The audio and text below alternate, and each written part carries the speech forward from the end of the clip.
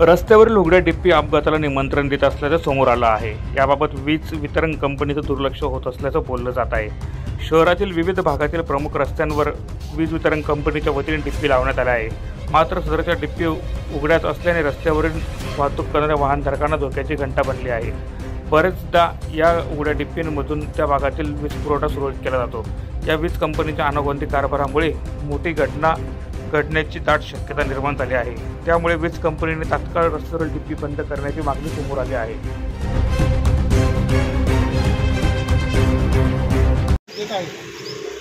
या शहरामध्ये ठिकठिकाणी चौकात उघड्या डिप्या बसवलेल्या आहेत आणि काही अंतरावरील डिप्यांचं अंतर आहे। लहान लेकरं बाळं वावरत असतात, हात लावला काय लावला, वाहनधारकांनाही मोठा त्रास होतो आणि काही ठिकाणी वळण्याच्या मार्गावर डिप्या बसवल्या आहेत, पण त्या सगळ्याच डिप्या उघड्या आहेत। त्या डिप्या उघड्या ठेवण्याचं कारण काय?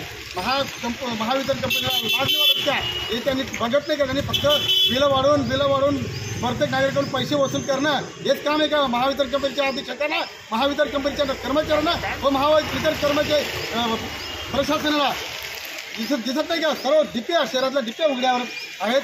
जर यांचा लवकर बंदोबस्त केला नाही तर महावितरण कंपनीवर मोठा मोर्चा काढण्यात येईल ही त्यांना मी चेतावणी देत आहे। लवकर डिप्या बंद करायला पाहिजे, त्यांना कुलूप लावून ठेवलं पाहिजे।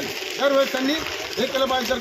जर यदा कदाचित हानी ठरली तर मनुष्यवधाचा गुन्हा दाखल केल्याशिवाय राहणार नाही हे महावितरण कंपनीने लक्षात घ्यावा।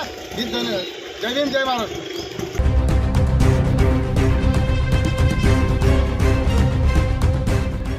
सुनील निकम, माझा महाराष्ट्र न्यूज, धुळे।